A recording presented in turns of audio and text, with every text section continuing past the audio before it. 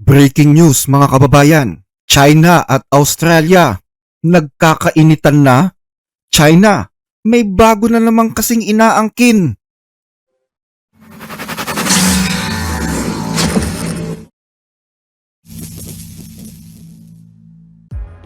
Tila lumalalim na ng husto ang tensyon sa pagitan ng Australia at ng China ngayon dahil yan sa isang strategic na pantalan sa Hilagang Australia. Isang sigalot patungkol sa pambansang soberanya, foreign investment at sa mas malawak na geopolitical na hidwaan sa pagitan ng Canberra at Beijing. Sentro ng sigalot na ito ang pantalan na kung tawagin ay Darwin Port, isang napakahalagang lagusan na matatagpuan sa estado ng Northern Territory sa Australia na di umano'y nasa loob ng isang long-term lease o matagal na pinapaupahan sa China simula pa noong 2015. Sa halagang $250 bilyon, nanalo ang isang kumpanyang Chino na makuha ang kontrol sa lahat ng operasyon sa buong pantalan at sa lahat ng mga shipping channels na nasa paligid nito. Nagkaroon din sila ng kontrol sa majority ng mga lupa at pasilidad na nandito. Kamakailan ay nangako ang punong ministro ng Australia na si Anthony Albanese na babawiin ang nasabing pantalan mula sa mga dayuhang kumokontrol dito, alang-alang na rin sa pambansang interes ng Australia. China's ambassador to Australia has slammed the federal government over its move to reclaim the port of Darwin, issuing a fresh warning that if the asset is taken back by force. Para sa pamahalaan ng Australia, napakahalaga na magkaroon sila ng kontrol sa mga pantalang gaya ng Darwin Port na dinadaanan ng mga mahahalagang sea lanes dahil makakatulong sa kanilang mga kaalyado kaysa ituring lang na commercial area ang mga ito. Inaasahan kasi na sa mga susunod na taon, darating sa Australia ang malaking bilang ng mga puwersang Amerikano bilang bahagi yan ng plano ng administrasyon ni Pangulong Trump. Kailangan umano ng US ang nasabing port para sa kanilang mga operasyon sa Indo-Pacific. Kaya't kung sa panahong yun ay ipinapatakbo pa rin ito ng isang kumpanyang Chino, tiyak na mahihirapan ang mga kaalyadong bansa na gawin ang layunin nila dito. Pero kinundi na ito ng mga Chinese diplomats na nasa Australia sa pangunguna ng Chinese ambassador doon na si Xiao Qian. Ayon sa Chinese ambassador sa Australia, ang puwersahang pagbawi ng pantalang ito ay posibleng magdulot ng malawak na problemang pang-ekonomiya at pang-politika sa pagitan ng Australia at ng China. Nagbanta pa ang China na posible daw na maging dahilan ito ng kanilang aksyon para protektahan ang kanilang interes sa Australia. Kini-question ko kung tama ba yan.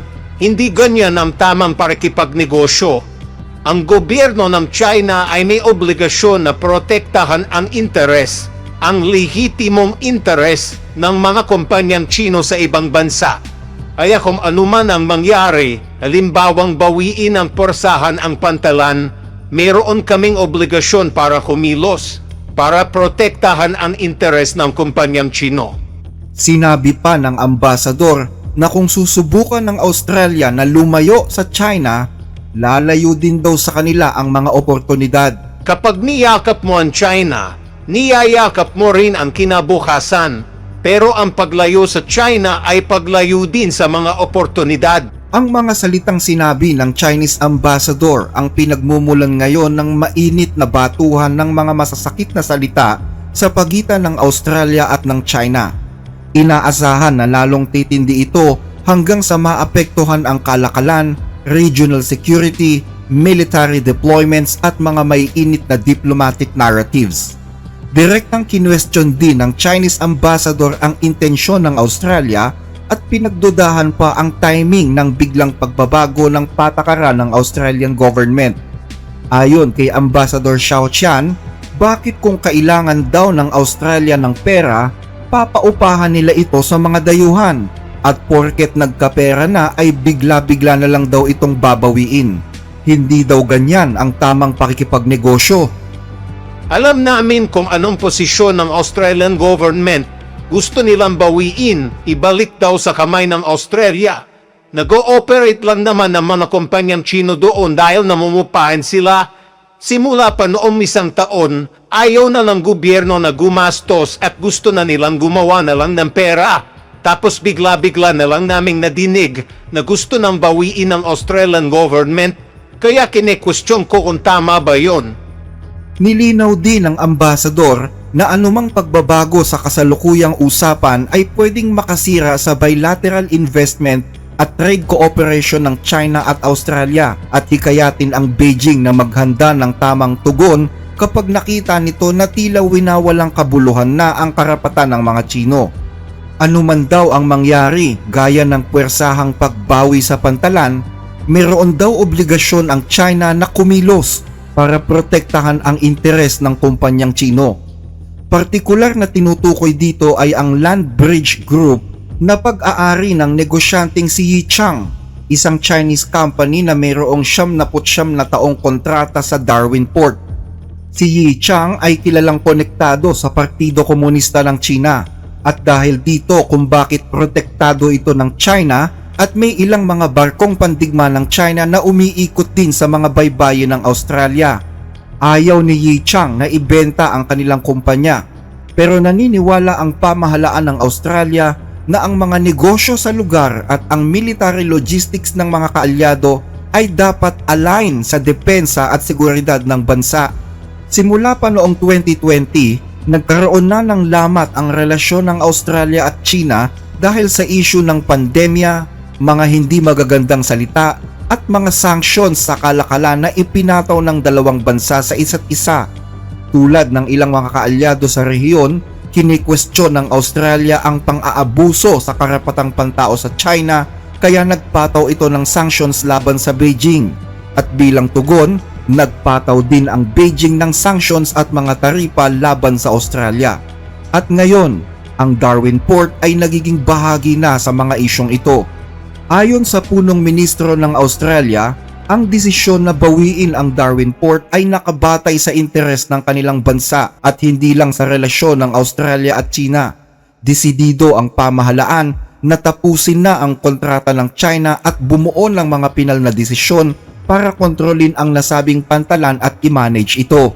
We are committed to making sure that that port goes back into Australian hands because that is in our national interest. Sinabi din ng mga opisyales ng Australian Defence na may mga allied operations at supply lines na umaasa sa mga pasilidad na nasa Darwin Port. Bagaman hindi idinetalye ng Australia kung meron bang mga banta ang China kaugnay ng Darwin Port, sinabi nila na mahalaga ang pantalan na yon para mapalakas ang bansa, lalo na ngayon na mas nagiging komplikado ang sitwasyon sa Indo-Pacific region. Ang Darwin Port ay matatagpuan sa hilagang bahagi ng Australia at isang napakahalagang pantalan para sa shipping, trade at mga maritime activities. Mula pa sa simula, bat-bat na ng mga kontrobersya ang pagpapaupa sa pantalang ito ng dating administrasyon sa mga Tsino.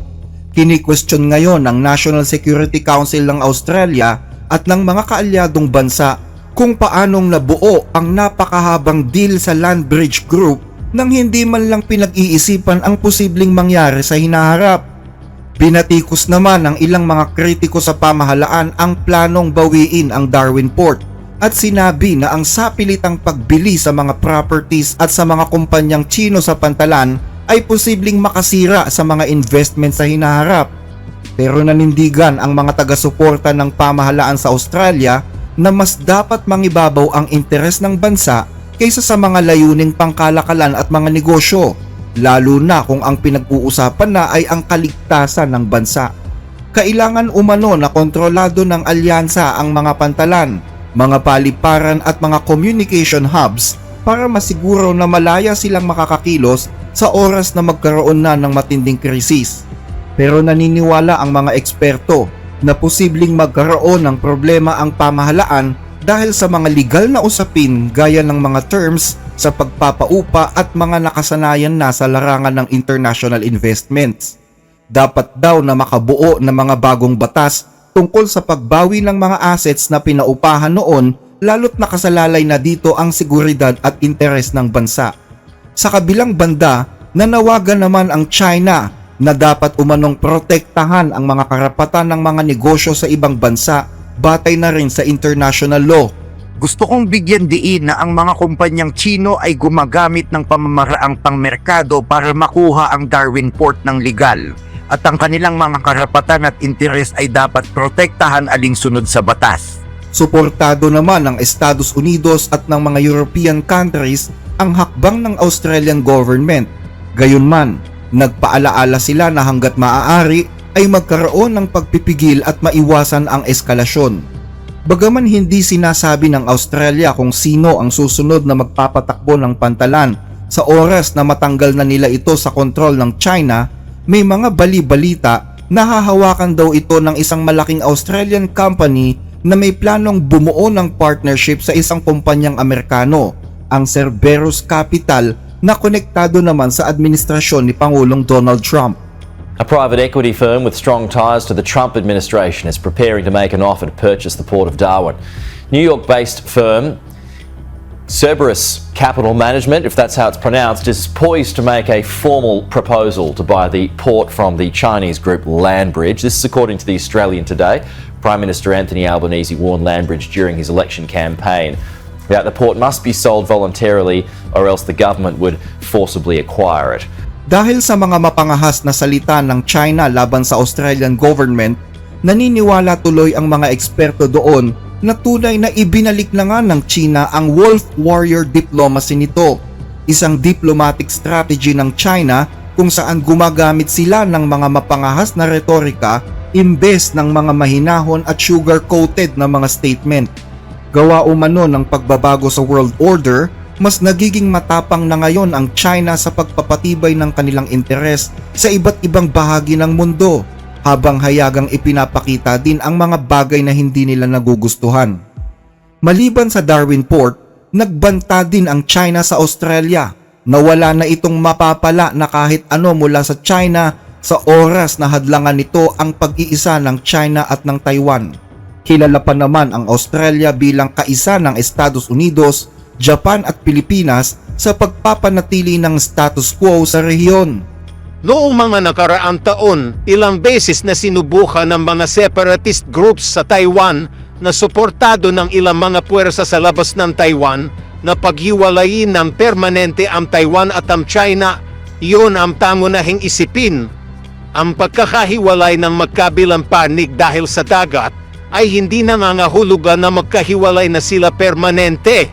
Ang hamad ng mga Chino ay ganap na pagkakaisa. May iilang mga tao sa Taiwan na talagang determinadong maging separatista. Ayaw nilang kilalanin na sila ay mga Chino at ayaw nilang kilalanin na iisa lang ang China. Hindi nila sinusuportahan ang pagkakaisa ng China. Kung ganon, pwede naman silang umalis ng China. Ang Taiwan ay teritoryo ng China. Kung ayaw nilang maging mamamayan ng China, pwede silang umalis sa isla. Hindi namin tinatanggap ang mga taong taksil sa aming bansa. At tungkol naman sa trade sanctions na binabanggit mo, ipinagdiinam ko na yan sa aking artikulo na hindi namin tanggap na habang nakikinabang kayo sa pakikipagrelasyon ninyo sa China, ay sinisira nyo naman ang mga pangunahing interes ng China. Hindi yan katanggap-tanggap. Umaasa ako na patuloy ang ugnayan namin sa aming mga kasamaan sa Australia para ma-manage at mapamahalaan ng maayos ang isyong ito sa hinaharap para hindi na tayo umabot sa puntong maapektuhan pa ng isyong ito ang relasyon ng China at Australia sa kabuuan. Sumulat ako ng isang artikulo.